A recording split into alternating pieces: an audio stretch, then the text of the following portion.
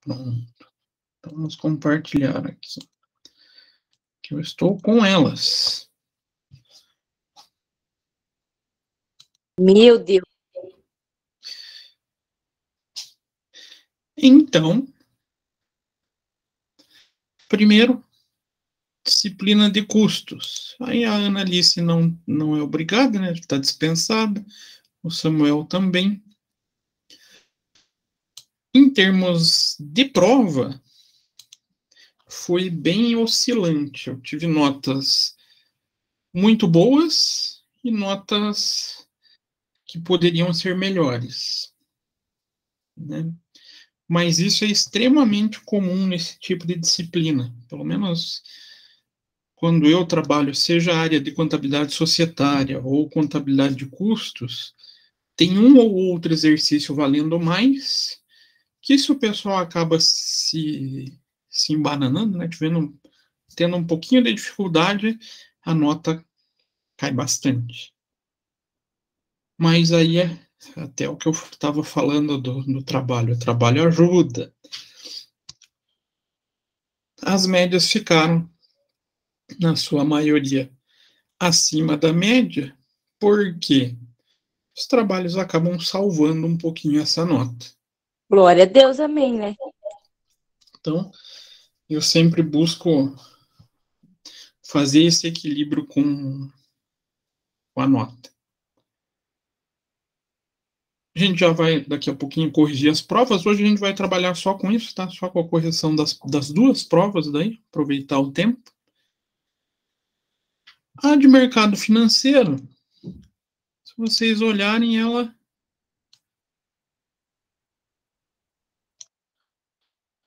foi um pouco melhor. Eita, por que eu não lancei? Caramba, professor, nem achei. E olha, lembra que eu falei para você, professor, no dia da prova, que eu fiz a cola, mas eu fiz de uma parte da matéria e caiu totalmente o oposto, lembra? E você, eu tenho certeza que você viu a minha cola e você viu que é exatamente o que eu falei, ó, tudo ao contrário. E eu não tirei nota ruim. Graças a Deus. Mas sabe o que ajuda muito essa colinha? Para vocês usarem na hora. Acho que foi até a Stephanie que comentou no dia da prova. O que vocês fizeram fazendo aquela cola? Me escreveu. E quando vocês estão escrevendo, vocês estão fazendo o quê? Lembrando o conteúdo, né? Uhum. Gostei dessa tática. Eu vou fazer isso toda vez que eu for fazer prova agora, para relembrar toda a matéria. Mesmo que eu não vá usar. É uma das melhores formas é vocês irem revisando e vão anotando, porque anotando vocês vão estar realmente pensando naquilo que vocês estão revisando. Vai efetivamente funcionar essa cola, vamos falar assim, né? É por isso que eu, de vez em quando eu adoto ela. Não é sempre, não é para todas as disciplinas, mas eu acabo adotando até para vocês enxergarem como uma forma de estudo, né? Acaba auxiliando. Aí vocês podem ver que as notas aqui de prova já foram bem melhores, né? Ah, tem uma ou outra nota um pouquinho mais baixa também, mas não chega nem próximo da Só situação de. dói um pouco a mão, né, senhor? Escrever minúsculo. Esse é o cuidado que vocês querem explorar ali colocar o máximo de conteúdo possível, aí fica um pouquinho assim contraindicado por ortopedistas. Né? Mas surte efeito, né? A prova também estava bem tranquilinha, não estava? Então não dava muito para. Tava de boa. Mas confesso que se não tivesse feito essa cola aí, eu acho que eu não ia bem, não. Eu não olhei, que nem eu disse, né? Eu não olhei a cola, mas eu acabei estudando, de certa forma. Eu vou ter que olhar só as notas que eu lancei da Analice e do Samuel, por causa da nota do PI. Eu acabei não colocando aqui. Mas isso daqui, depois da aula eu já entro e já revejo.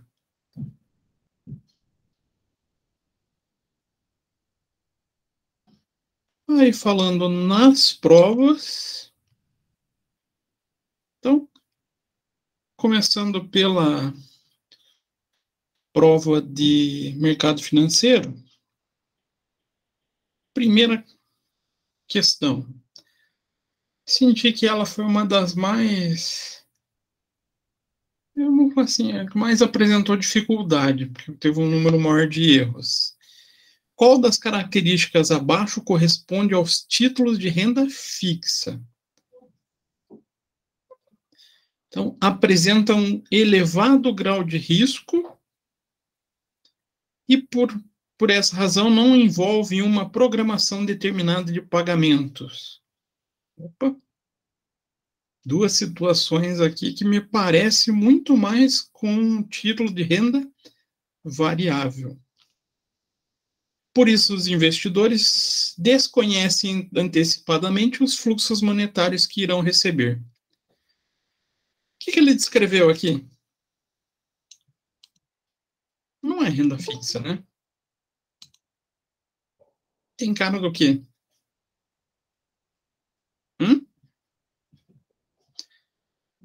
Quem tem elevado grau de risco, Variável. a gente não tem recebimentos ou não tem conhecimento sobre os fluxos de recebimento que a gente vai receber. Boa noite, professor. Boa noite, turma.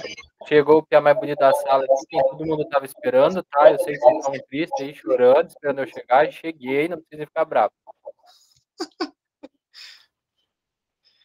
Então, esse primeiro item, renda variável, não era renda fixa. A B.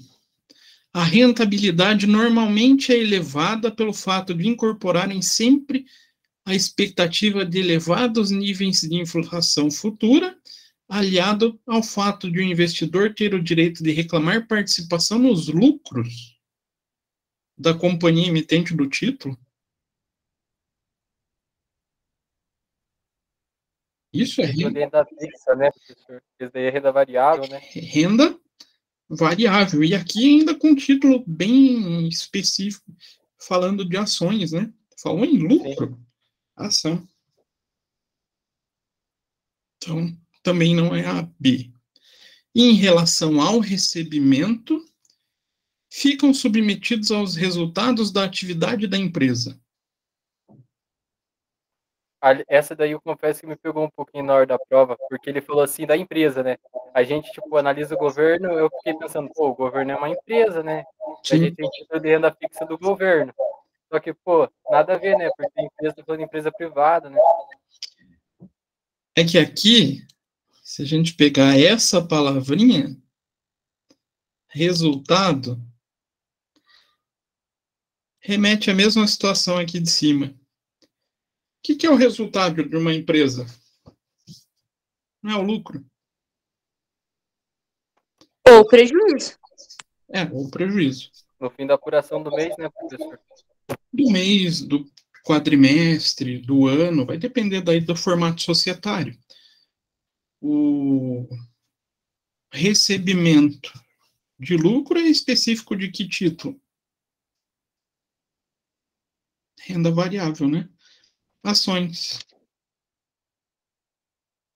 Então, também não é a C.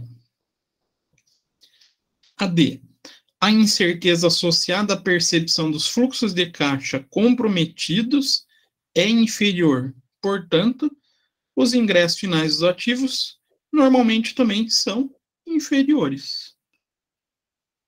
Essa daí estava tão bagunçada que eu até me perdi na hora que estava lendo essa alternativa. A incerteza associada à percepção de fluxo de caixa comprometido é inferior. Essa primeira parte está falando o quê? Com outras palavras, o risco é pequeno. Se eu não me engano, eu marquei. Portanto, Os ingressos finais dos ativos normalmente também são inferiores. Os rendimentos também são menores. Isso é uma característica de renda fixa? É...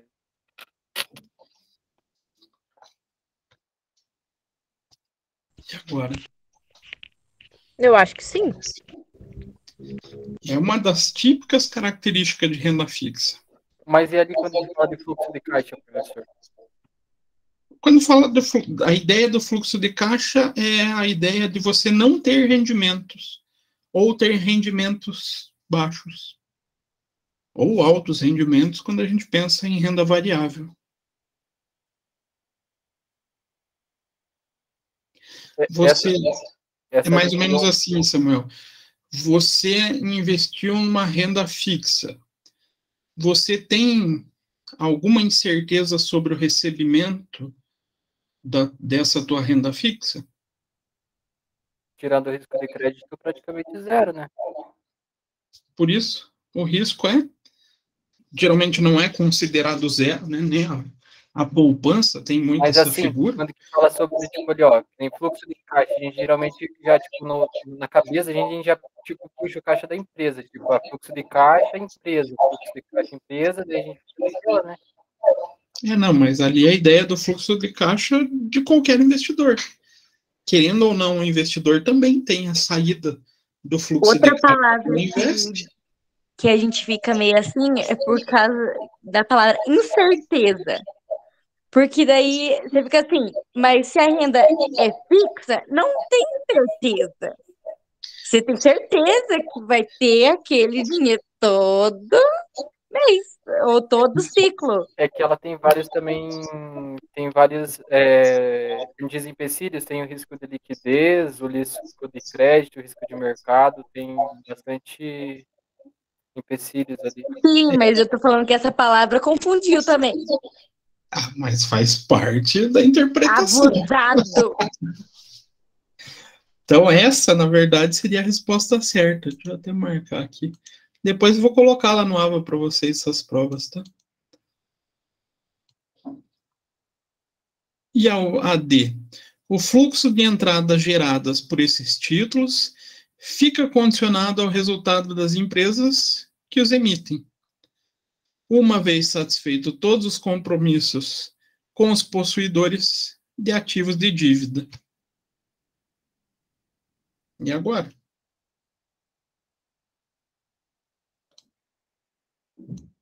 Ele fala ali condicionado à empresa, né?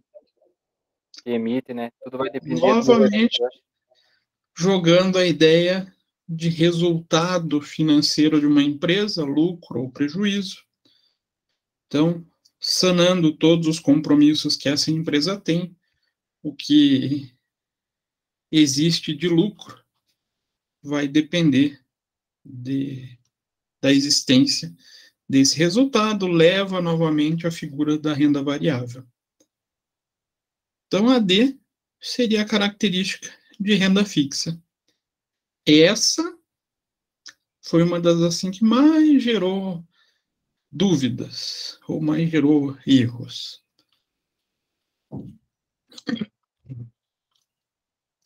Então, A2. Quais dos créditos não são garantidos pelo fundo garantidor de crédito?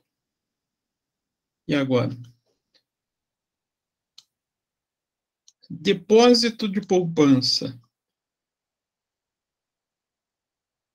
Fundo garantidor de crédito garante ele? Sim. Eu esqueci o que é esse fundo garantidor de crédito. até 250 mil por CPF, tido pela instituição financeira.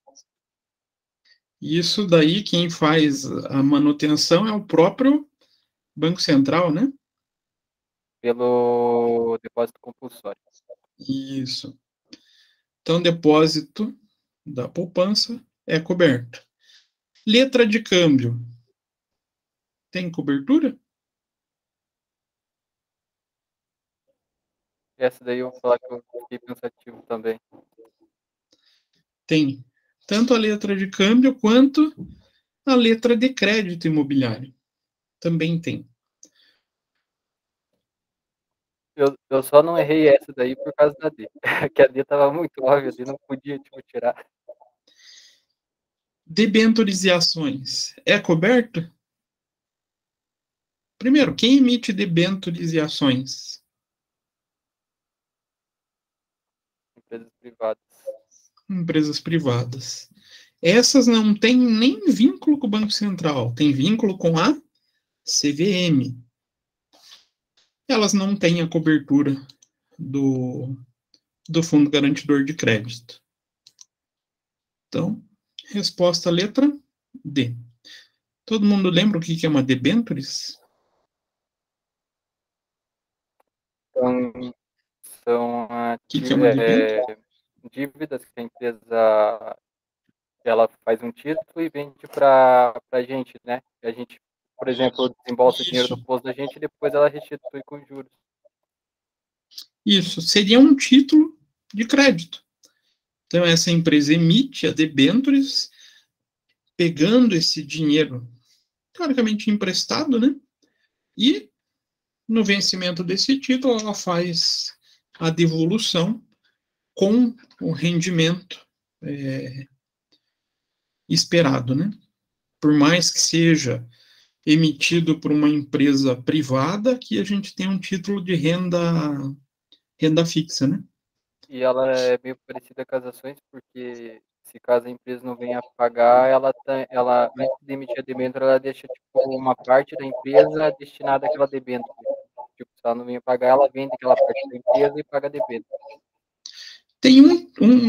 É que na verdade tem 3 modalidades de debêntures. Tem uma que não tem garantia, tá?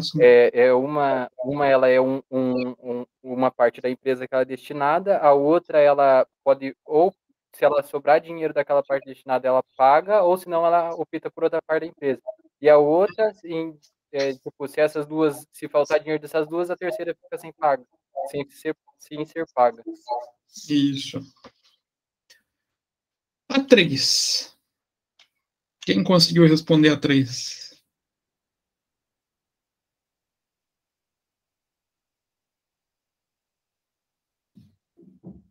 Ninguém? Todo mundo? Quem será que acertou? Ah, não sei. Eu chutei aí nessa daí, professor. Não tinha nem... Foi um chute mais cego do que nunca, Samuel. Porque ela ficou faltando a tabela. Eu montei uma tabela no Excel com vários títulos.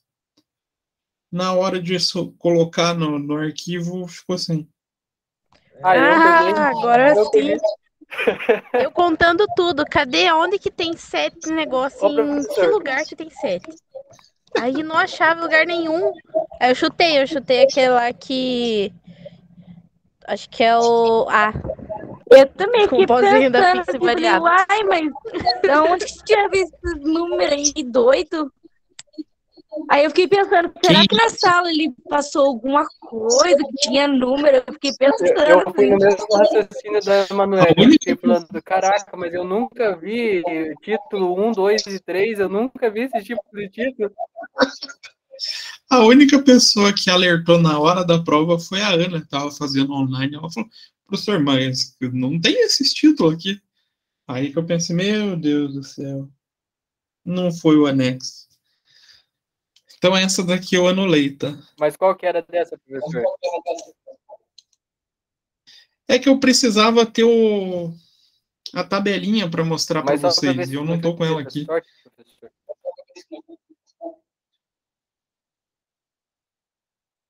Pior que eu... De cabeça eu não gravei qual que eu coloquei aqui. Mas se não me falha a memória, é a C que eu coloquei, que era para pegar a isenção do imposto de renda. Ia ter errado, então. Mas aí a falta dos títulos acabou com a brincadeira, né? A4. O mercado de capitais é um sistema de distribuição de valores mobiliários que visa proporcionar liquidez aos títulos de emissão de empresas e a viabilizar o processo de capitalização. É constituído pelas bolsas, corretoras e outras instituições financeiras autorizadas, e seus produtos incluem... E agora? Quais produtos são relacionados ao mercado de capitais? Então, certificados de depósitos bancários e letras financeiras. Será que é essa? Não. Não? É Certeza, Samuel? pelas bolsas, corretoras.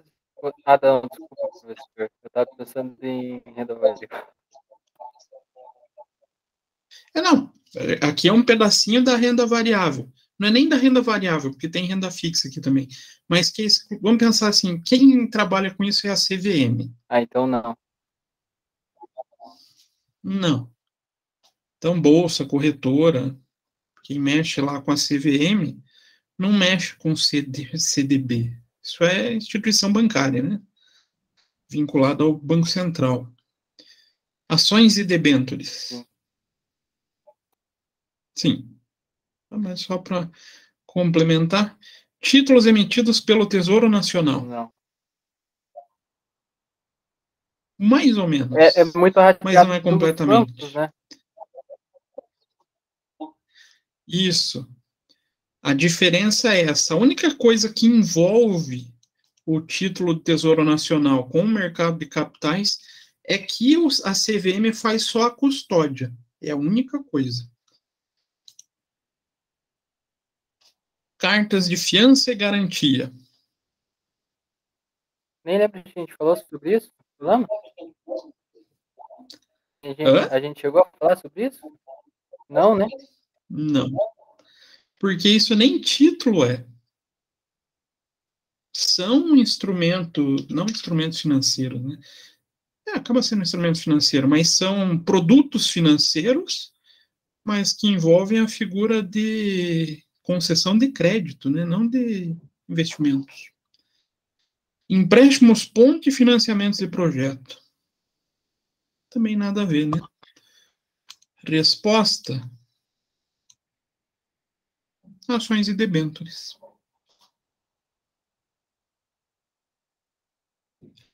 Essa é que eu acho que o pessoal também se bateu, né? Eu me bati no do gráfico da Petrobras, vou falar bem a verdade, porque lá eu chutei. Essa eu quero ver, porque eu fiquei pensando uma coisa, não sei se é o Eu lembro até pensamento de contigo, agora. mas eu quero ver. Compra, venda e compra. Espera aí, vou até pegar lá o material da aula. Não, professor, não precisa judiar da gente assim, a gente sabe que a gente errou essa, professor. Não precisa judiar, não precisa escrachar assim na nossa cara. Não é. É porque essa geral, enquanto a gente não pega bem o macete, a gente tende a errar. É uma situação comum. Então, aqui a gente tem o momento 1, 2 e 3, e que a gente deveria verificar o que fazer, né? Então, com base nas informações do gráfico, determine melhor opção para o período 1, 2 e para o cenário atual. Se o cenário atual é ideal para fazer a compra ou venda, né? Então, vamos lá. Precisamos lá do finzinho. Cadê? Chegando. Aqui. E olha que eu tentei deixar um gráfico mais fácil de visualizar. Sinal de compra. A linha de preço cruza a linha de média de baixo para cima. E a sinal de venda é o contrário, né? A linha de preço cruza a linha de média de cima para baixo. Nesse momento aqui,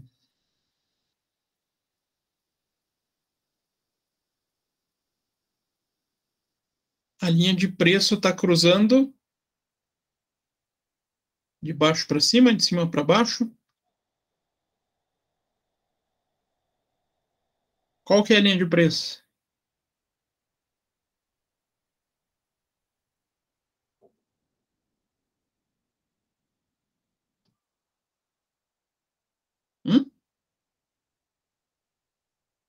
Vocês podem falar, tá? A linha de preço é azulzinha aqui, né? Dá até ampliar aqui. E a mais oscilante. A linha de média é essa linha mais retilínea. Cruzando, então, de baixo para cima. Qual a opção que a gente tem? De baixo para cima. O que a gente faz, então?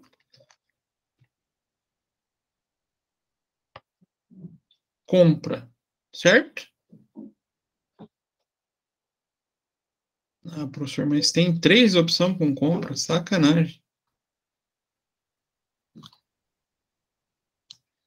A segunda opção, ou o segundo momento do gráfico, a linha de preço está cruzando a média de cima para baixo, né? Isso representa o quê? Opa, ficou pequenininho agora. Momento de venda. Opa, então ficamos entre B e D. E agora, e o momento 3? Eu posso comprar ou posso vender? Ou eu compro ou não compro? Assim, se for parar para ver o gráfico ali, ele tem grande chance de voltar a subir bastante, né? Se eu comprar no momento que a bolsa tá, que o preço da ação dela tá baixo, eu vou acabar ganhando futuramente. Então, aqui, pensando inclusive na maneira que o Samuel falou, a tendência é ela ter uma volta. Lembrando que preço de ações ela se movimenta por tendências. A linha média é uma representação de tendência média. Se eu comprar agora, eu vou estar comprando abaixo dessa tendência ou acima? Está aqui embaixo. Então, ele se torna um período bom para compra. Deu para compreender essa ideia? Opa. Esse daí dá para analisar tipo no período de pandemia, né? Que muitos investidores da bolsa, assim, que foram para olhar. Professor, você lembra? Não sei se você vai conseguir lembrar, né? Porque você corrigiu tantas provas, mas eu queria saber qual que eu coloquei, nem lembro. Ah, isso está exigindo demais para minha mente, Emanuele. Que a de vocês, essa foi uma das primeiras que eu corrigi, então passei por prova pra caramba depois delas. Mas na semana eu vou estar com elas lá na Muricy, mas se bem que eu não vou conseguir dar aula para vocês, eu levo na outra. Beleza, aí eu queria dar uma olhadinha. Vou entregar para vocês darem uma olhada, não se preocupem. Agora, o gráfico abaixo representa as ações da Petrobras. Então aqui tem 4 movimentos, né, bem definidos. A movimentação do gráfico representa a teoria das ondas de Elliott, onde, segundo Elliott, as atividades humanas representam 4 aspectos distintos: padrão, tempo, razão e percepção. Essa movimentação 1, 2, 3 e 4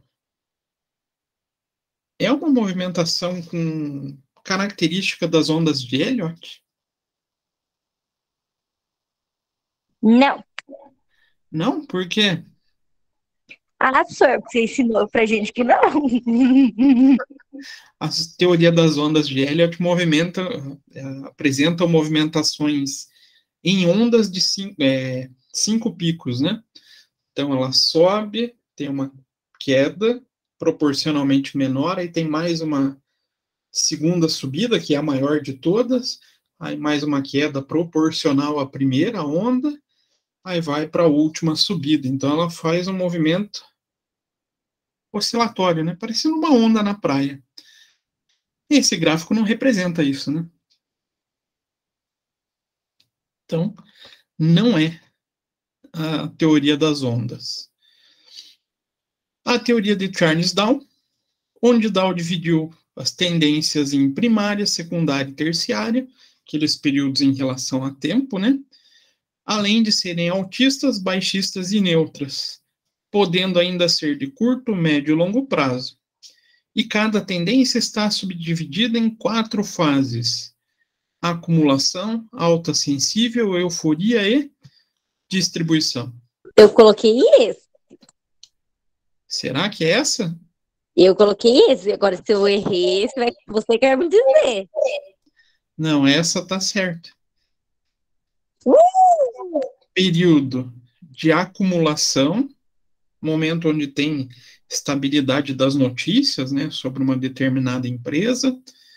Nesse momento começam a surgir movimentos de compra, vai levar um período de alta, né, alta sensível. O movimento começa a vamos falar assim, cativar outros investidores, aqueles com menor conhecimento. Quem tem conhecimento compra nesse período aqui, né? Esse momento de aumento dessas ações leva a uma busca ainda maior delas, e isso faz o período de euforia. Tem até um efeito aqui, né? Quem lembra que efeito que é? Que vem lá dos animais, que o ser humano usa de maneira muito semelhante aos animais. É a figura do efeito manada, né? Alguns começam a comprar aqui no 2, muita gente começa a correr atrás. Aí vai chegar o momento aqui da realização. Geralmente é o pessoal mais antenado, aquele pessoal que compra aqui no momento de acumulação, ele vai efetuar os ganhos, ele vai realizar os ganhos. É aqui que começa a ter as vendas. Aí vai passar para o efeito de baixa, que também é dividido em 4 ondas, né? 4 ondas não, 4 fases. Então a resposta aqui era a teoria de Charles Dow. E aqui, um gráfico de candlestick. O que é esse gráfico de candlestick? Ele é tracejadinho assim? Não, a gente nem viu ainda, né? A gente vai ver eles. Eles parecem um pirulito mesmo. Só que um pirulito com 2 pauzinhos. E ele é desenvolvido pelos japoneses. Então ele nem entrou na nossa disciplina ainda. A 7. Marque a opção que não faz parte. Isso daqui é um perigo para vocês. Que não faz parte das principais características de uma análise técnica. Tem relevância são os fatores de oferta e procura internos ao mercado. O analista técnico se preocupa com isso? Quem que se preocupa com oferta e demanda das ações? Fundamentalista? Será? Ô, professor, não É o técnico. não faz muito difícil. Ó, quem se preocupa com o movimento de compra e venda? É um técnico ou um fundamentalista? Agora você falando desse jeitinho aí, técnico. É o técnico. Então, faz parte da análise técnica. Aí é aquilo que eu falei, cuidado com o não. As ações do mercado refletem todos os fatores envolvidos neste mercado.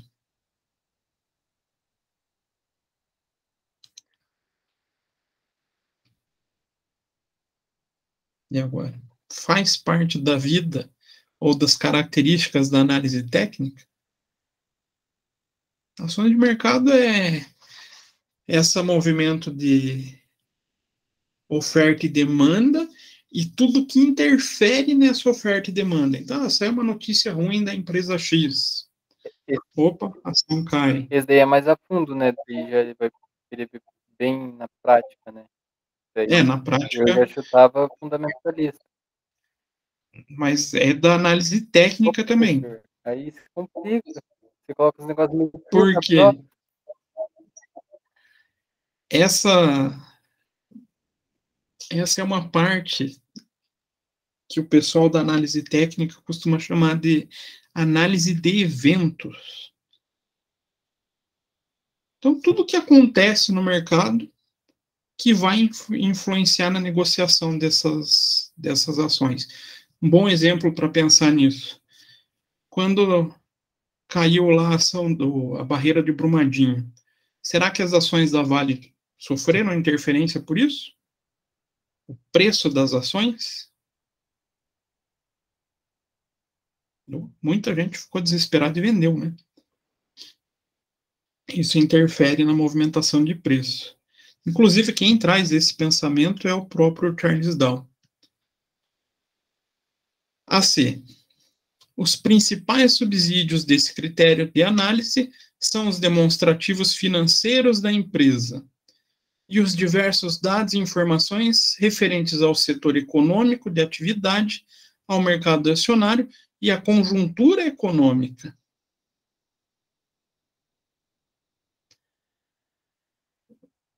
Só pegar. Opa. Pensem nesse trechinho aqui.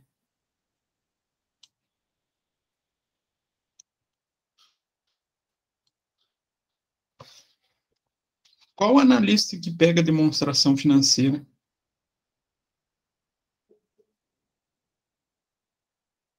Eu não vou chutar agora. Você quer que eu chute, mas eu não vou. Aqui a gente está falando do fundamentalista. Ainda bem que eu fiz uma técnica muito boa na prova, que é a questão que tem mais palavras, eu vou nela quando eu não tenho certeza. Nem sempre isso funciona. Mas aqui, só quem usa demonstrativo financeiro, quem se pauta nas informações financeiras e de setor, são os analistas fundamentalistas. Técnico, não. Técnico usa preço, usa movimentação de compra e venda, oferta e demanda. Então, aqui é a alternativa que não faz parte da análise técnica. A D, os preços se movimentam em tendências, típico pensamento teórico da análise técnica, e baseia-se em tendências, valendo-se de movimentos passados. Também é um pensamento que pauta o analista técnico. Então, a resposta seria a letra C. A 8. A 8 era tranquilinha, né? Descreva o que é rendimento variável, suas características, vantagens e desvantagens. Isso aqui não precisa nem passar de volta com vocês, né? Nossa, isso daí eu fiz uma lambuja na prova de Deus, o livro deu até noite depois de negar, né? Eu ouvi, Samuel. Mas fica entre nós, tá, professor? A 9. São aplicações financeiras de renda variável. Vou começar por baixo. Ações e títulos da dívida pública. Dívida pública. Ações é. Dívida pública é renda fixa. Certificado de depósito bancário. Renda fixa. Título da dívida pública, também renda fixa. Fundo cambial. Fundo cambial é renda fixa? Agora, não sei, não me lembro muito bem se ele é renda fixa, mas ele é mais uma proteção, né? Ele é uma proteção para quem precisa de valores relacionados a uma moeda estrangeira. Justamente por ser relacionado a uma moeda estrangeira, ele é variável. Então, pode ser que a gente ganhe dinheiro. Por exemplo, vou pôr num fundo de cambial atrelado ao dólar. Pode ser que eu ganhe dinheiro. No Brasil até vai ganhar. Mas pode ser que tenha um movimento que leve o dólar para baixo. Isso faça com que o fundo acabe perdendo dinheiro. Então, ele não é seguro.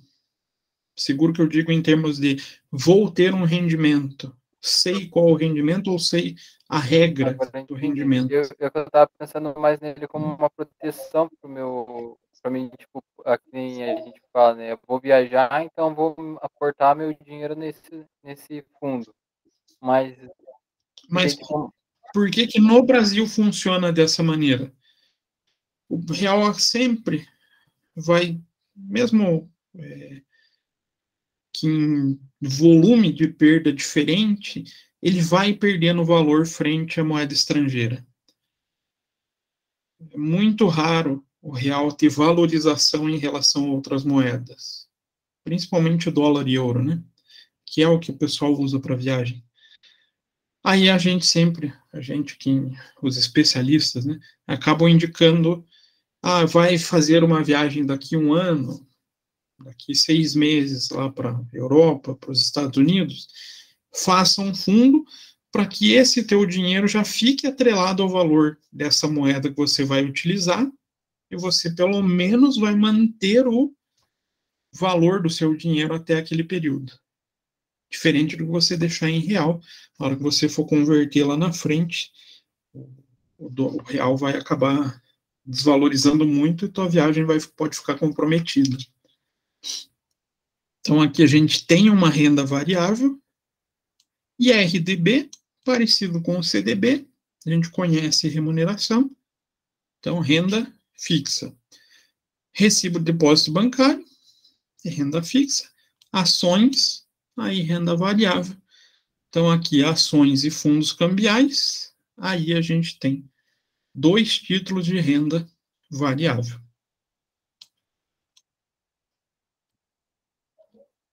Tranquilo?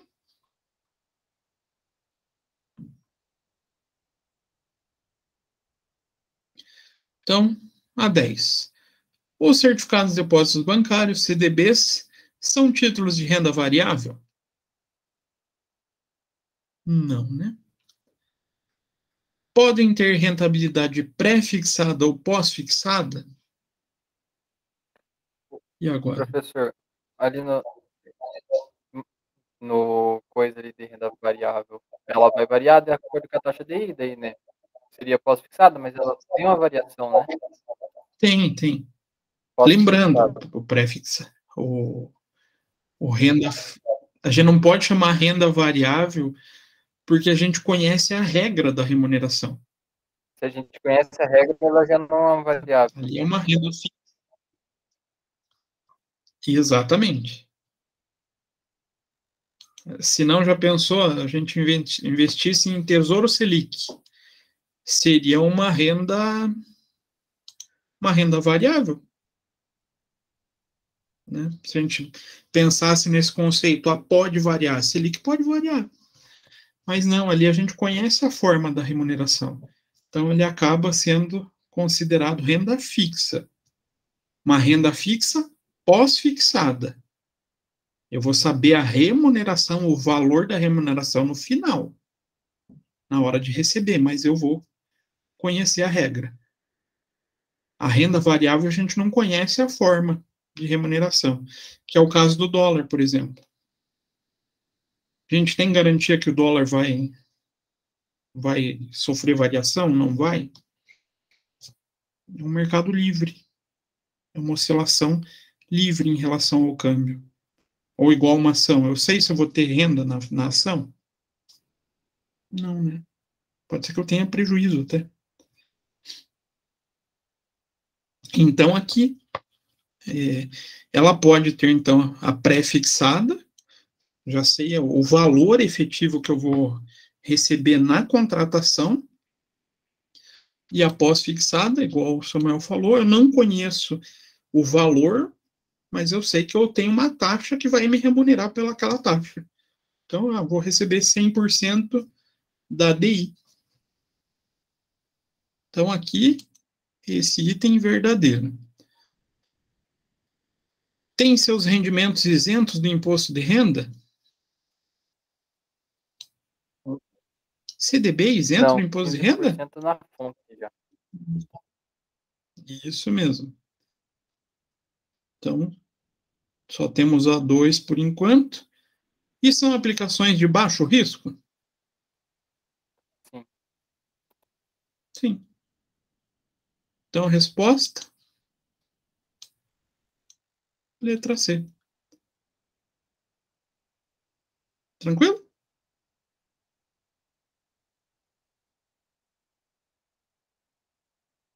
Julgue os afirmativos abaixo em V ou F e assinale a opção correspondente.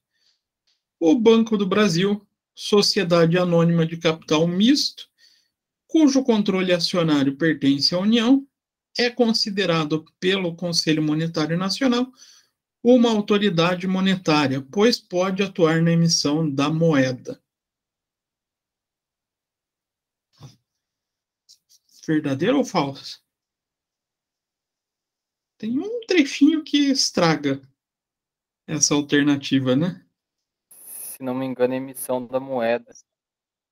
Exatamente, pois pode atuar na emissão da moeda. Não. Quem faz isso é o Banco Central. O Banco do Brasil não emite moeda. Ele é uma sociedade anônima de capital misto, controle da União, e é considerado uma autoridade monetária, mas não tem esse poder de emissão de moeda. O Banco do Brasil executa a política de comércio exterior do governo, financiando bens de exportação e atuando como agente pagador e recebedor no exterior. Isso eu frisei bastante para vocês na aula. O Banco do Brasil tem essa função de incentivo a comércio exterior? O governo usa ele para isso? Olha, daí eu chutei F. Eu acho que não. Chutou F? Chutei. Então você errou, Samuel. Puta que pariu. Porque ele faz tudo isso. Inclusive, sendo agente pagador e recebedor do exterior. Tudo que vocês precisarem mandar para fora do Brasil de dinheiro, o Banco do Brasil vai ficar sabendo. Essa questão atrapalha muito, porque a gente fica pensando no Banco do Brasil, só que no mesmo tempo fica pensando no Bacen. É o mesmo? Porque daí fica os dois juntos aí na cabeça da gente. Tem que tomar cuidado nessa separação. Então, aqui, é verdadeiro. O Banco do Brasil é o principal instrumento de financiamento do governo federal de médio e longo prazo, voltado para o reequipamento e o fomento de setores industrial e social considerados vitais ao desenvolvimento do país. Tá certo ou errado? Tem só um pedacinho que deixa errado. Que é aqui. O Banco do Brasil. Porque não é o Banco do Brasil que faz isso. Quem faz isso? Quem fomenta o desenvolvimento social? Aí eu pensei em dois, ou a Caixa Econômica ou a HSBC. Na verdade, é o BNDES, Banco Nacional de Desenvolvimento Social. Contratos de médio e longo prazo, voltado para o desenvolvimento, é utilizado o BNDES. Essa daí, justo essa questão aí, eu só chutei falso porque o professor tinha, tipo, aquela aula, o professor deixou bem focado os pontos de cada banco.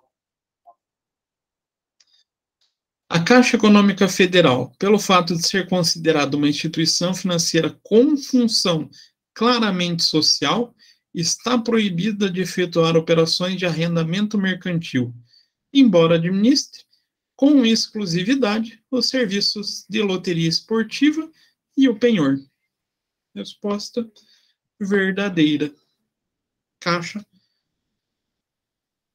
é a principal ferramenta de desenvolvimento social, não, de controle social, né, com função social, e é a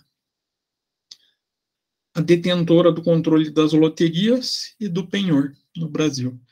Então, por enquanto, tá falso, verdadeiro, falso, verdadeiro. Não, peraí. Aqui não é verdadeiro por um pedaço, desculpa. É esse pedacinho aqui. Está proibido de efetuar operações de arrendamento mercantil. Esse pedacinho deixa ela errado. Fiz uma confusãozinha aqui. Ela pode executar. Então, falso, verdadeiro, falso, falso. O que seria mesmo arrendamento mercantil, professor? Arrendamento mercantil é uma espécie de locação de um determinado bem. Tá certo que existe uma discussão entre arrendamento financeiro e arrendamento operacional, mas é uma forma... eu alugo uma impressora para o Samuel, ele vai utilizar durante o contrato, no final ele me devolve a impressora e encerra ali esse contrato. Ou ele tem a opção de comprar essa impressora no final desse contrato. Então, consegui lembrar. Ela pode fazer essa operação, ela não está proibida. E a última, os bancos comerciais são instituições financeiras constituídas obrigatoriamente sob a forma de sociedade anônima. E tem como uma das suas principais características a criação de moeda escritural, cuidado aqui, mediante depósito à vista captado no mercado. Aqui está a descrição mais típica de banco comercial. Então, aqui é verdadeiro. O que é essa moeda escritural mesmo?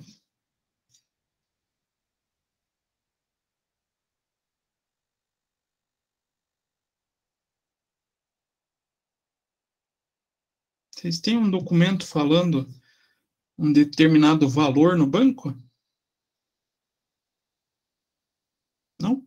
Sim? O númerozinho que aparece na conta, extrato. Extrato. Ali é o registro das moedas escriturais que vocês têm através dos depósitos à vista. Um pouco por causa das sociedades anônimas ali, porque, tipo, eu fiquei pensando, mas será que tem instituição privada? Daí eu fiquei pensando, mas eu só vi o banco, até hoje é sociedade anônima, então não tem como ser. Toda instituição bancária, todo banco comercial é sociedade anônima. Por duas fontes obrigadoras. Não é só o Banco Central, mas o Banco Central exige, mas a Receita Federal também exige. As duas fontes acabam exigindo. Por que disso, professor? É uma forma de garantir uma autonomia da instituição. Então, não é um interesse de uma ou um grupo de pessoas, vamos falar assim, puras.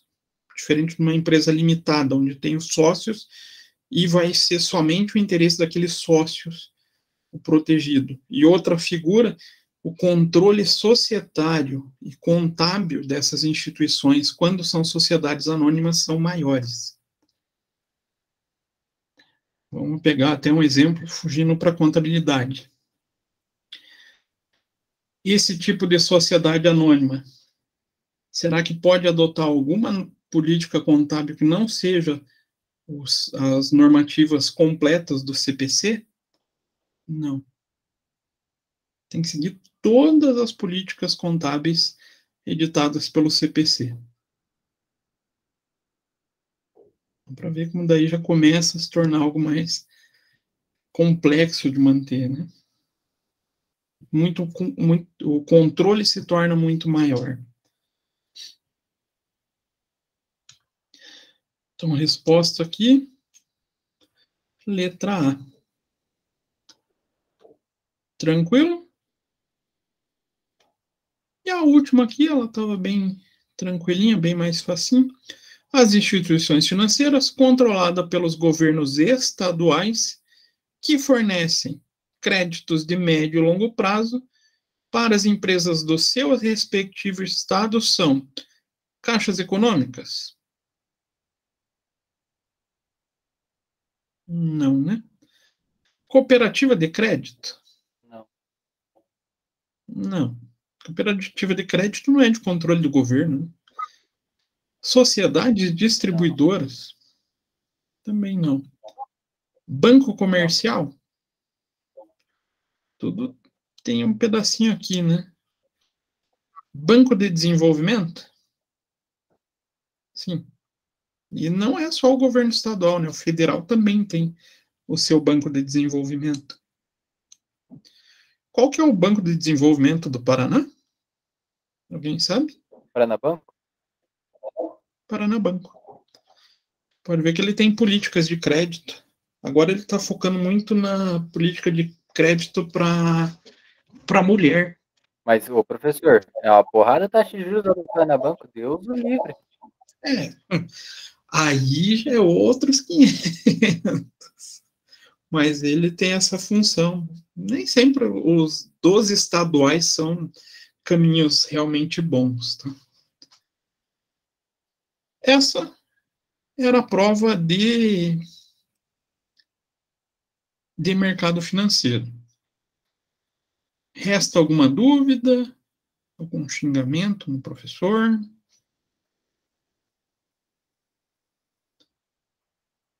O pessoal já foi. Não dá para falar que vocês estão assistindo novela agora, porque agora é horário político, né? Ninguém merece assistir aquele negócio. Aí falando de custos. Essa daqui eu achei que ia ser aquela questão dada para vocês, mas acho que quase todo mundo errou ela.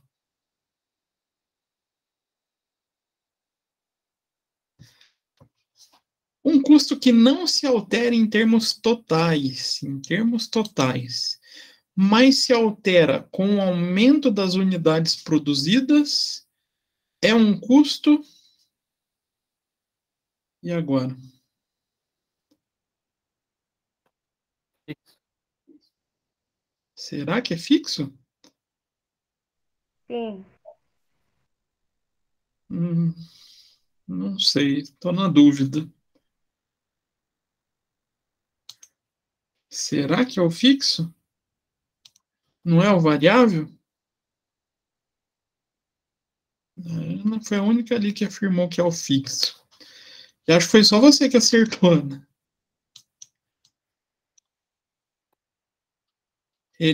Muita gente fez confusão com variável.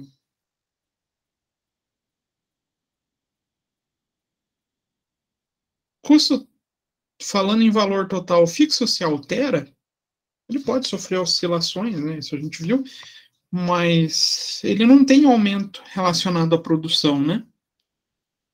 Mas ele se altera em termos unitários quando a gente tem aumento de produção.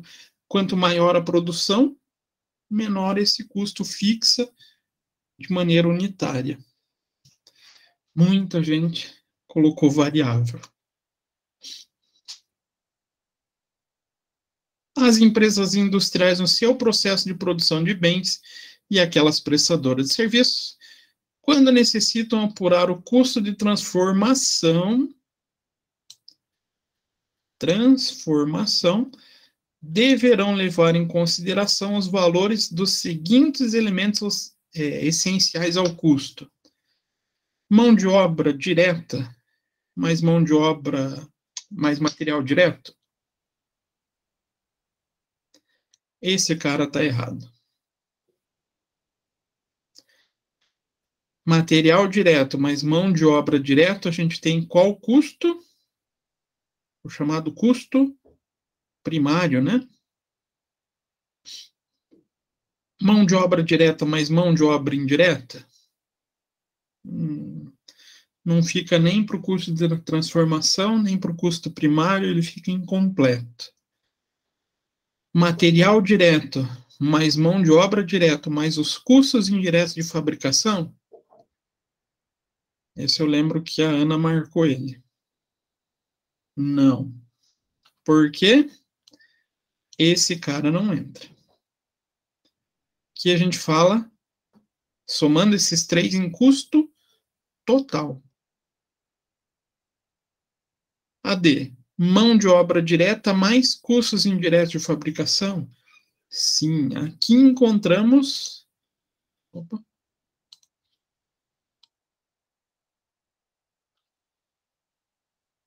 Os custos de transformação. E aqui, mão de obra indireta está perdido aqui no meio, né?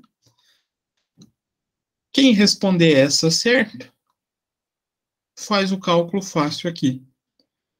Os valores a seguir foram extraídos dos registros contábeis de uma empresa industrial. Aí traz uma sequência. Com base nos dados apresentados, calcule o custo de transformação. Preciso mão de obra direta e dos custos indiretos de fabricação. Opa, matéria-prima consumida, material direto, não entra. Mão de obra direta, vou somar. Mão de obra indireta, também vou somar. Energia elétrica, vou somar. Seguro da fábrica, também vou somar. E a depreciação das máquinas, também vou somar. Frete pago para transporte dos produtos vendidos. Isso aqui não entraria nem na relação de custos, né? Aqui já teria uma despesa. Então, se a gente somar 190 mais 65, mais 35, mais 6, mais 18.500, a gente encontra 314.500. Beleza?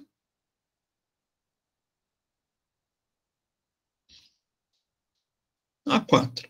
Na terminologia de custos, são custos de conversão ou de transformação. Aí a gente pega o mesmo elemento ali de cima. Não é só mão de obra direta e indireta. Mão de obra direta e material direto é o custo primário. Mão de obra direta e custos indiretos de fabricação.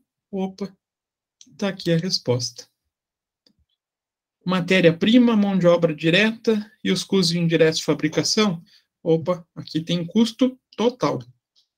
Custos primários e custos de fabricação fixo. Aqui não entra nenhuma composição teórica, né? A5. Diversas são as metodologias de custeio utilizadas pelas empresas para valorar seus estoques de produtos e seus serviços prestados. Desde o tradicional de custeio por absorção, passando pelo custeio variável, até atingir metodologias mais modernas, como o custeio ABC. Com respeito a esse tema, julgue os itens que se seguem. Se uma empresa adota o custeio por absorção e possui custos indiretos de produção de 500 mil e custos diretos de produção de 300 mil, conclui-se que ela tem custos unitários menores nos meses de maior produção e maiores nos meses de baixa produção. Isso é certo ou é errado? Custos unitários menores. Eu coloquei certo. E é certo. Lembra que a gente ainda fez no quadro?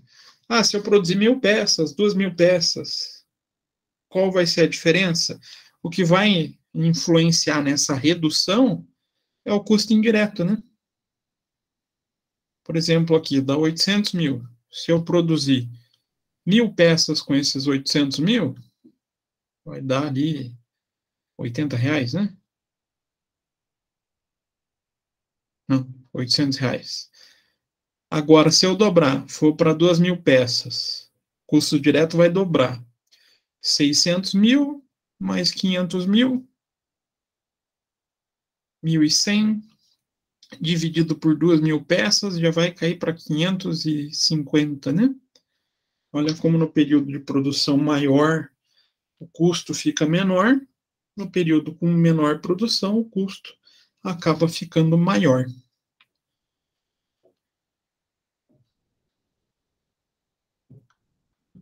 E aqui, a 6. A empresa industrial produz um único produto e, para produzir integralmente 1.000 unidades desse produto, incorreu nos seguintes gastos no mês de julho. Custos fixos, 21 mil. Custos variáveis, R$9 por unidade. Mão de obra direta, R$4 por unidade. Despesas fixas, despesas variáveis. Sabendo que a empresa utiliza o custeio por absorção, o custo unitário da produção foi... Vou abrir aqui uma abinha do Excel. Vamos calcular. Então, eu tenho lá custos fixos, 21 mil.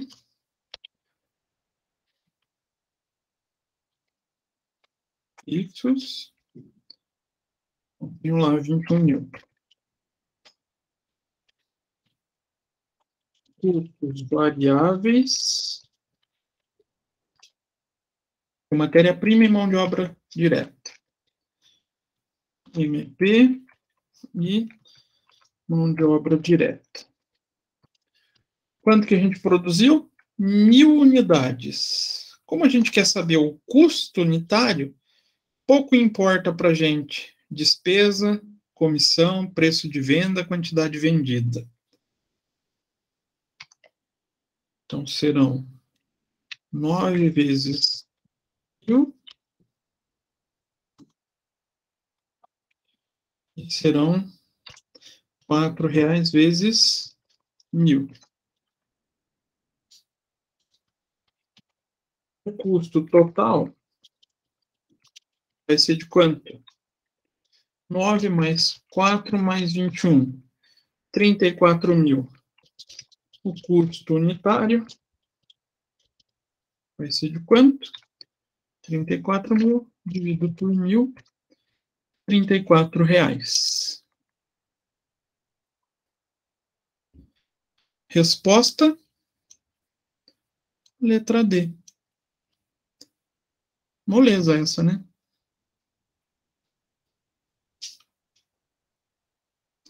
Era só somar tudo aqui, professor? Ó, o que a gente tinha que somar era esse aqui, ó. 21 mil e esses valores multiplicado por 1.000. Por 1.000. Ó, 9 mil, 4 mil, mais o 21 mil. Eu então, fiz diferente. Eu tinha visto um vídeo, eu fiz diferente. Eu dividi o custo fixo por 1.000 e daí depois eu somei o MP mais o mod e dividi por 1.000. Também. Mas porque primeiro... o resultado unitário. Hã? Mas deu o mesmo resultado. Dá o mesmo resultado. Porque você fez o caminho inverso só. É, que daí agora que eu vi que isso daí é mais fácil. Mas o efeito é o mesmo. Uhum. Por que que eu gosto desse modelo? A gente pode fazer desde questãozinha simples até resolver a questão 12 a 11, né? Que era bem mais complexa. Eu uso a mesma estrutura, sempre. A chance da gente errar fica muito pequena. É por isso que eu fiquei 2 horas na 11, então. Mas é tudo questão de pegar o hábito de montar a estrutura do mesmo jeito. Depois, ó, faz bem rapidinho. A 7. Uma determinada indústria adota o método de custeio por absorção. No mês de março, produziu 1.500 unidades do produto alfa, ao custo total de 375 mil. Sabendo que o custo variável unitário era de R$180, a parcela fixa distribuída por unidade do estoque foi, bom, 375 mil foi para produzir todas as 1.500 peças. Quanto que eu vou ter de custo fixo e de custo unitário? Vamos separar aqui de volta. Custo unitário. Bom, eu sei que é R$180. E se eu produzir 1.500, qual vai ser o meu total? 270 mil. E o meu custo total é de 375 mil. Que vai ser esse meu custo fixo. Lembrando, custo unitário não, né? Que é custo variável.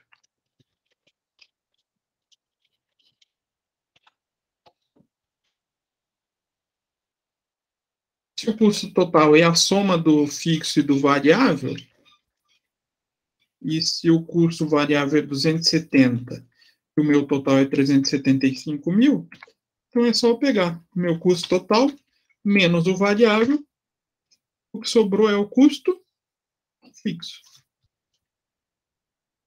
Professor, mas não é essa a resposta que pede lá. Ele pede o custo fixo distribuído por unidade. Então, é esse valor dividido pelo total da produção. Opa. Vai ser 105 mil dividido por 1.500. Então, resposta B. Difícil? Reparem que eu usei a mesma ideologia que eu fiz aqui, né? Custo variável, depois os custos fixos, faço a soma dos dois. A única coisa é que eu tive que fazer como se fosse quase uma regrinha de 3 aqui, né? Sem fazer uma regra de 3. Achei o custo variável, achei o custo, já tinha o custo total, encontrei o custo fixo total. Dividi por 1.500, encontrei o custo fixo que foi para cada unidade.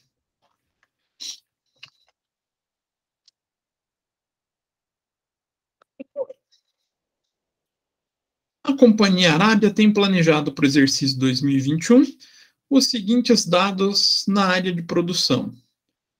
Horas máquinas planejadas anual, 240 mil. Mão de obra direta unitária, R$22. Gastos indiretos de fabricação anual projetados, 3.600.000. Gastos indiretos de fabricação unitário, R$10. A empresa aplica os gastos diretos fabricados baseado nas horas máquinas. A taxa de aplicação dos gastos indiretos de fabricação para o exercício 2021 será em reais? E agora? Ele não pediu o custo, né?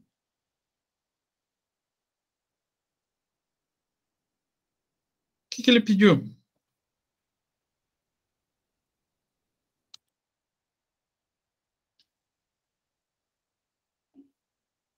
E agora, gente? Me ajuda. Eu não sei o que ele pediu.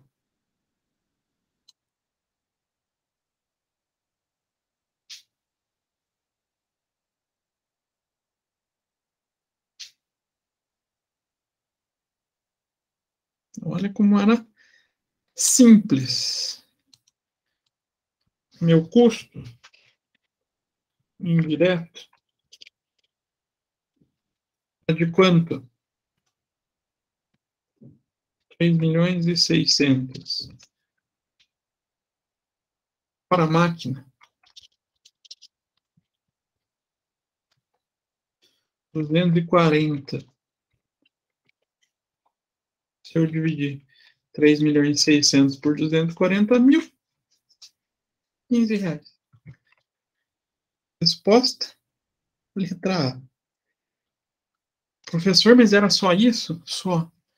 Ele só queria que vocês utilizassem uma base de rateio. Qual que era o critério de rateio que ele está indicando aqui? A empresa aplica os gastos indiretos de fabricação baseado nas horas máquinas. 240 mil horas máquinas. Então, qual vai ser o custo pensando em cada hora máquina? Divido 3.600.000 por 240 mil. Cada hora máquina que for utilizada vai absorver um custo de R$15. Professor, mas por que esse excesso de informação? Só para deixar a questão mais confusa. Questão de concurso, questão de CRC, eles adoram isso, tá, gente? É bem atípico. Durante julho de X1, uma indústria de móveis escolares produziu 200 mesas e 400 cadeiras. Opa, temos um custeio com 2 produtos. Os custos unitários com matéria-prima foram de R$ 45,00 para mesas e R$ 30,00 para as cadeiras. Já os custos unitários com mão de obra foram R$ 53,00 para mesa, R$ 36,00 para cadeira. Com base nessa informação, assinale a alternativa em que é apresentado o custo total unitário de fabricação das mesas e cadeiras, respectivamente, considerando os custos unitários de matéria-prima como critério de rateio do montante de 24.000 dos custos indiretos de fabricação. O que a gente precisa tomar o maior cuidado aqui?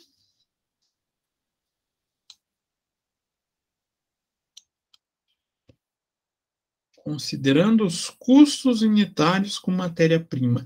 Aqui a gente tem a base do rateio. Então, vamos lá. Vou colocar aqui do ladinho. Custos variáveis. Matéria-prima, mão de obra direta. Dá para fazer um total aqui para ficar mais bonitinho. Custos fixos. Vou fazer um total aqui também, né?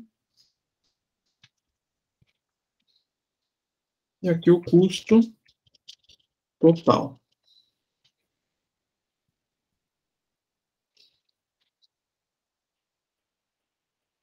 Mesa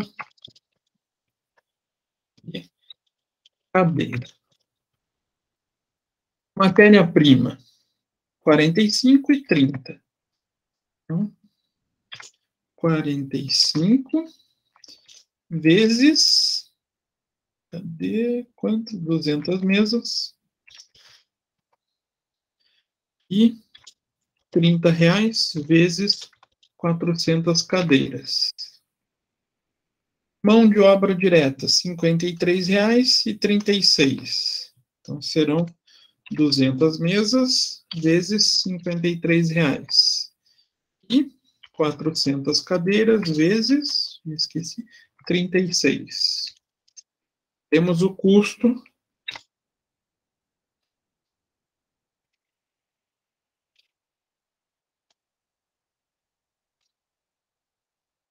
total variável, né? Custos fixos. O que a gente tem? 24.000. Né? Para ser dividido em uma proporção de 45 para 30.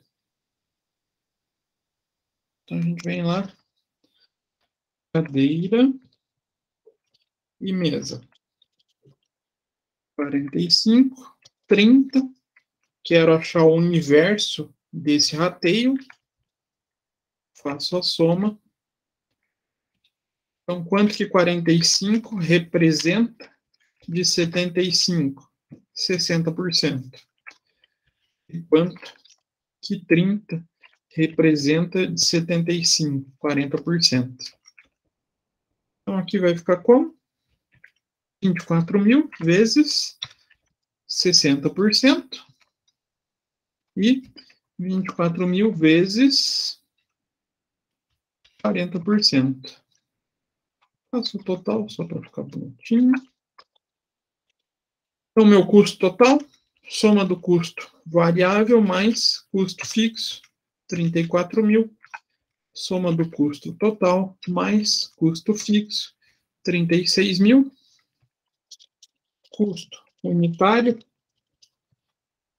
34.000 para produção de 200 mesas e 36.000 divididos a 400 cadeiras.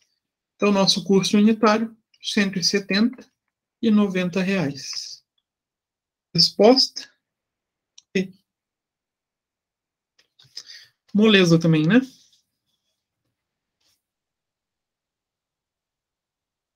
Sim? Não?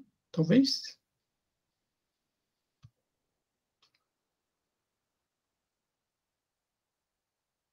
A 10. Para apropriar corretamente os custos indiretos de fabricação, é necessário conhecer a quantidade de produtos elaborados. É isso que a gente precisa, né? Quantificar os produtos em processo e produtos elaborados? Esse menos ainda. Isso é outra parte da contabilidade de custos. Custeio por processo. Estabelecer alguma relação casual entre eles e os produtos em elaboração. Aqui tem cara de estipular um critério de rateio, né? E determinar os custos, o total dos custos diretos do mês? Não necessariamente, né? Posso ter outra forma que não envolva em absolutamente nada o total dos custos diretos. Então, a resposta aqui, letra C. Tranquilo? Mais ou menos? A 11, para corrigir, ela vai levar tempo. Vocês querem corrigir hoje? Querem receber um gabarito? Vocês podem falar comigo, tá? O senhor acha que o gabarito tá bom? Tá bom? Então eu coloco, junto com essa prova, que eu vou salvar as duas lá no AVA, vou salvar tudo na disciplina de hoje, tá? E coloco o gabarito, que é o gabarito que eu tenho para minha correção, né? Para vocês poderem olhar lá daí. Ficou alguma dúvida na de custos? Vocês ficaram tão quietos na de custos que eu não sei se... nem sei se estão assistindo a aula ainda. Estamos assistindo, professor. Eu tô aqui. Então tá. Eu tô aqui. Então, Eu também. ó, tá todo mundo voltando lá da sala, correndo, habilitando microfones, né? Vocês são cara de pau. Mas, tô brincando. Mas tu ficou tranquilo de custos? Sim, não, talvez. É aquela, né, professor? Na hora da prova, dá um branco. Eu sei. Às vezes muda uma coisinha ou outra, faz uma confusão tremenda. Eu tive dificuldade na de mercado financeiro, confesso. Mas eu acho assim que teve pessoal que não estava com calma para resolver. Sabe o que é, professor? É que a gente que lida mais com a parte contábil, no meu caso, parece que eu olho a prova assim, é muito fora da minha realidade. Não, mas é uma questão de se concentrar na leitura para resolver a prova. Tem que, assim, estar 100% focado na leitura. Quando é prova muito teórica, gente, até ontem eu estava comentando com a turma de gestão pública, que eu estou dando aula, A prova estava super fácil. Só que pela leitura, na hora o pessoal acabava querendo ler rápido, deixava a coisa passar e errava a questão. Aí na correção ontem foi a mesma coisa. Pô, tava super fácil, professor, não sei o que deu. Uma coisa extremamente natural. Então até isso não interfere muito no meu processo de avaliação. Não vejo prova como uma boa figura para avaliação, mas precisa aplicar, né? Então a gente faz. Ah, Stefano. Mas mercado financeiro é uma matéria muito teórica, demais até. Tipo, é um detalhezinho na questão que se atrapalha todo. Eu sei porque eu acho muito difícil também. Não, tem igual essa de gestão pública que eu dou, é só teoria, gente, só teoria. Então é mais pesada ainda que a de mercado financeiro e capital. Aí a gente entende, né, o que leva o pessoal a cometer esses erros. Eu quero aproveitar que eu já estou mostrando aqui para vocês. A Sabrina tinha perguntado para a Ana ali onde que faz a inscrição. Certo, Sabrina? Sabrina, não. Professor Sabrina. Eu estou com a turma de intermediária que eu fiz 2 correções deles hoje. Eu vou mostrar Mas é melhor Sabrina do que Jennifer, porque Sabrina ainda começa com S e tudo mais. Mas a professora de TGA lá, a Nara, me chamou de Jennifer. Não, mas ó por quê? Eu tenho 2 turmas que ela tá, essa Sabrina faz parte, e foi 2 turmas que eu fechei nota hoje. Entendi. Aí, Vou deixar passar essa aí, professor. Mas pra vocês verem o tanto. Ó, de gestão pública, quanta gente eu tenho que fechar a nota. Nossa. Faz parte. Bom final de semana, professor. Bom descanso, mano. Não, eu tô falando então, bom final de semana pelo fato de que você tem bastante coisa para corrigir. Ah, não, eu terminei, Não, graças a Deus. Eu achei que estava saindo já. Dá para entrar lá no site do CRC.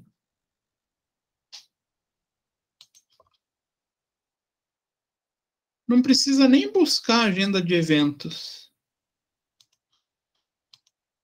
Só clicar em qualquer banner aqui. Ah, então apareceu o banner de... Clica aqui. Opa. Então, para participar da live, clica aqui.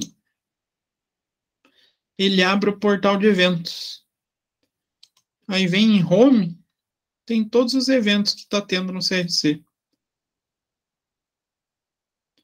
Só que o nosso, eles vão vir aqui em novembro, e aqui, Ciclo de Estudos Contábeis. Vem inscrever-se.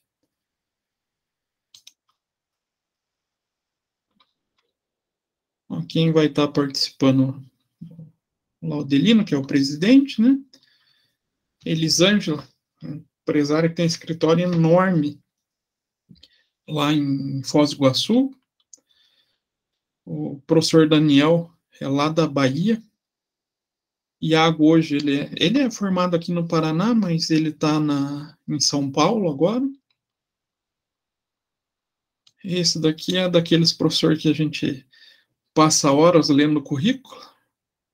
Então, o professor Guilherme, ele é professor da USP, professor titular da USP, e é membro do CPC. Vocês podem ver aqui.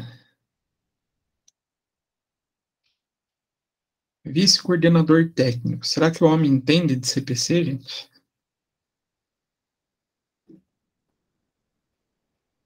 E esse dispensa comentários, né? E esse daqui é para trazer um pouquinho mais de prática para a gente. O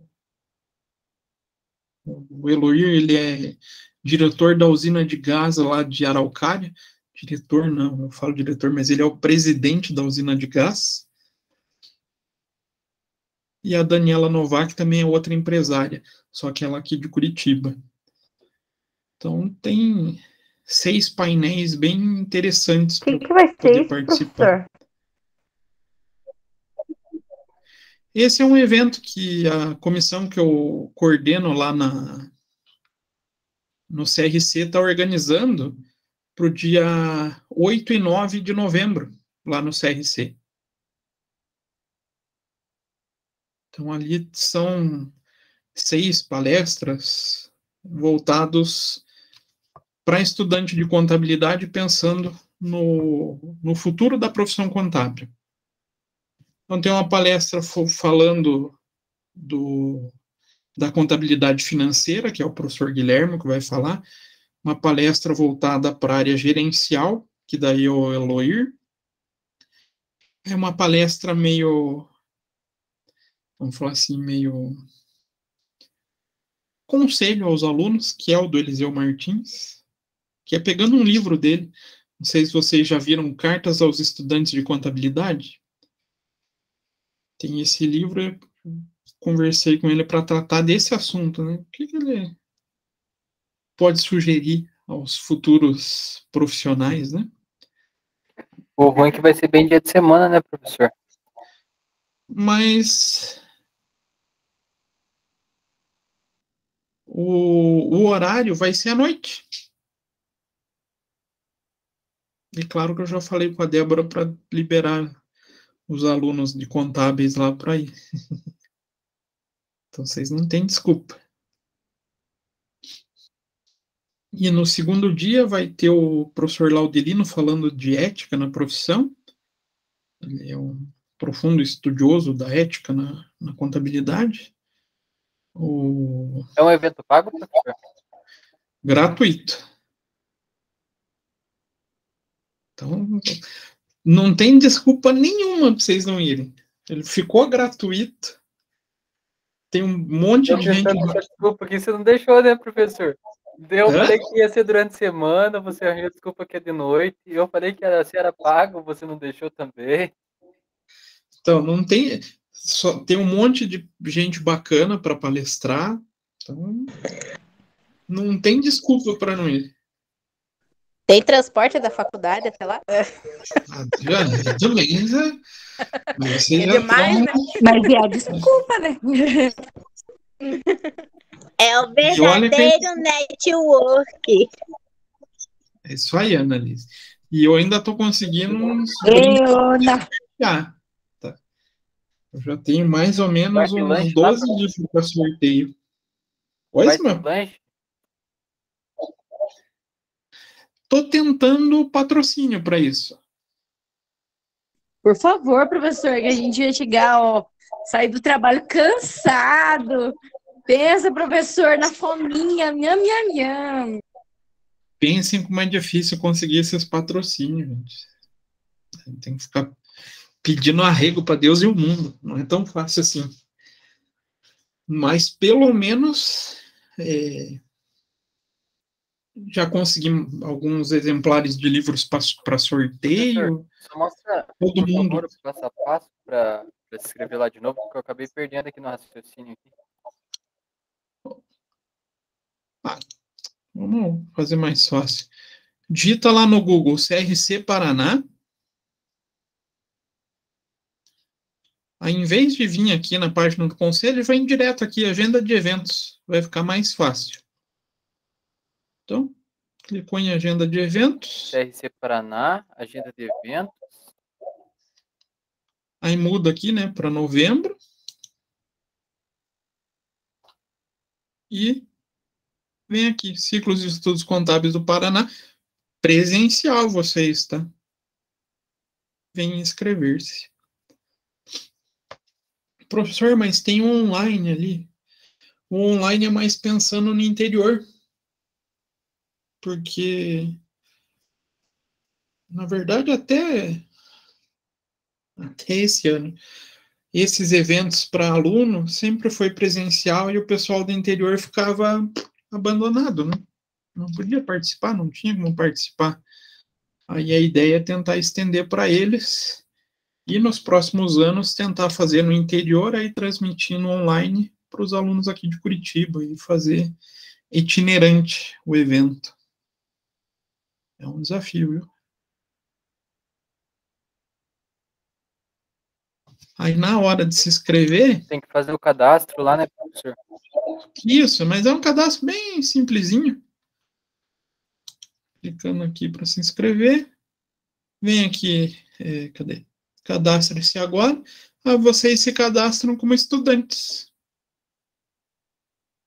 Qual que é a vantagem? Fez o cadastro? Qualquer evento que tem aqui no CRC, vocês podem participar, tá? Qualquer um. E sempre chega e-mail avisando o evento também. Também, exatamente. Então, vale a pena fazer o cadastro. Estou aproveitando e vendo o que vai ter.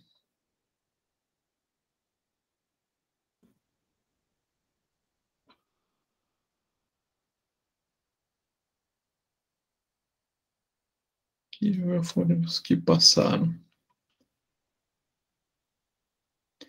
Tranquilo, então, pessoal? Façam no presencial, tá?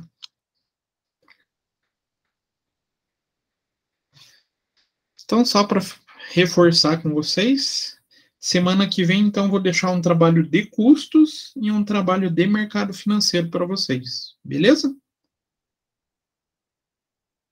Sim, senhor. Beleza. Tá.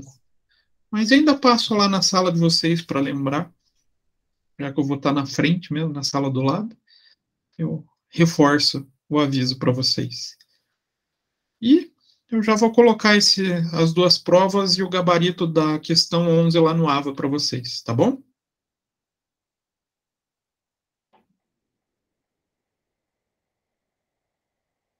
Vou parar essa gravação aqui, senão vai terminar